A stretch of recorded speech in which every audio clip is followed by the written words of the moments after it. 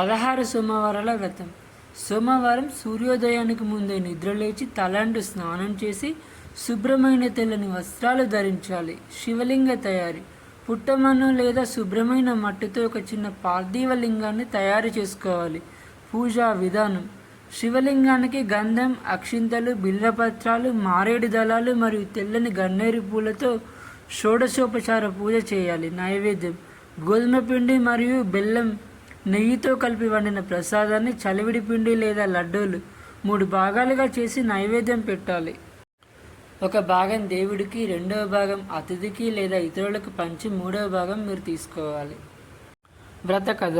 పూజ పూర్తయిన తర్వాత 16 సోమవారాల వ్రత కథను చదువుకొని అక్షింతలు శిరస్సున ధరించాలి. సాయంత్రం పాటించాల్సిన నియమాలు. ఉపవాసం. రోజంతా నిరాహారంగా ఉండాలి. ఆరోగ్యం సహకరించని వారు పాలు, పండ్లు తీసుకోవచ్చు. భోజనం. సాయంత్రం స్నానం చేసి మరోసారి శివుణ్ణి ధ్యానించుకోవాలి.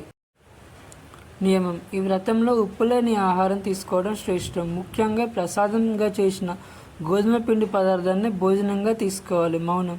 వీలైనంత వరకు శివనామ స్మరణ చేస్తూ ఉండాలి. ముగింపు. ఉద్యాపన సమయం. వరుసగా 16 సోమవారాలు ఈ విధంగా చేసిన తర్వాత 17వ సోమవారం నాడు ఉద్యాపన చేయాలి. దానం. 16 మందికి తాంబూలం దక్షిణ ఇచ్చి సత్కరించాలి. గోధుమ పిండితో చేసిన ప్రసాదాన్ని పంచిపెట్టాలి.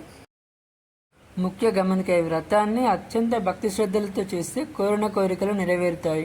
వివాహ ప్రయత్నాల్లో ఉన్నవారికి మంచి సంబంధం లభిస్తుందని భక్తుల నమ్మకం.